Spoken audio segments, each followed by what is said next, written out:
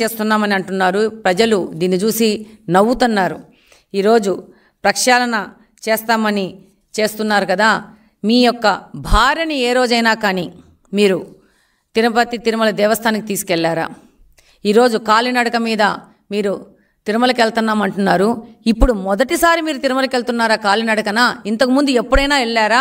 లేకపోతే ఈ యొక్క అపవాదు నుంచి తప్పించుకోవడానికి ఈ నడక అనే కొత్త నాటకాన్ని మీరు మొదలు పెడుతున్నారా అనేది మేము ఈ సందర్భంగా మిమ్మల్ని ప్రశ్నిస్తున్నాం.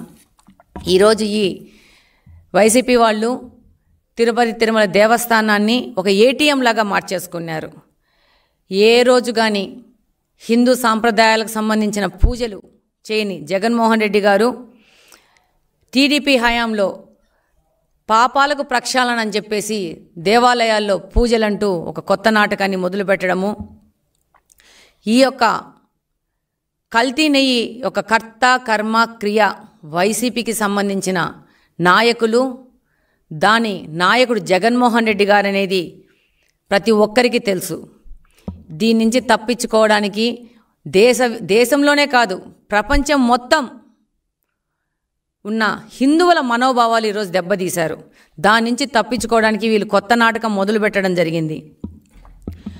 ఈరోజు స్వామివారి లడ్డూను ఈరోజు ఈ డేట్కు చూస్తే పాత పోయిన వాళ్ళకి, పాత లడ్డూగా ప్రసాదంగా తీసుకున్న వాళ్ళకి, ఈరోజు లడ్డు ప్రసాదంగా తీసుకున్న వాళ్ళకి ప్రత్యేకంగా ఎంత తేడా ఉందో అర్థమైపోతుంది. ప్రతి ఒక్కరు ఇదే మాట్లాడుకుంటున్నారు. ప్రపంచవ్యాప్తంగా తిరుపతి తిరుమల దేవస్థానం యొక్క లడ్డూకు ఎంతో విశిష్టత ఉంది.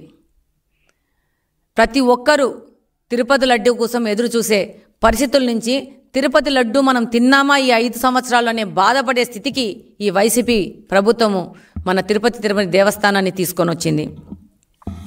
రివర్స్ టెండరింగ్ అనే ప్రక్రియ అధికారంలో రాగానే మొదలుపెట్టి, అది పోలవరం ప్రాజెక్టుతో మొదలుపెట్టి రివర్స్ టెండరింగ్ అని చెప్పేసి కమిషన్లు కకృతిపడి దాన్ని ఆ రివర్స్ టెండరింగ్ని టీడీటీకి కూడా తిరుపతి తిరుమల దేవస్థానానికి కూడా అంటించి ఆ రివర్స్ టెండరింగ్లోనే కమిషన్ల కకృతిపడి ఈ విధంగా కల్తీలు చేయడం అనేది చాలా బాధాకరమైన విషయము. ప్రతి ఒక్క హిందువు, ప్రతి ఒక్క భక్తుడు, తిరుపతి తిరుమల దేవస్థానికైనా ప్రతి ఒక్క భక్తుడి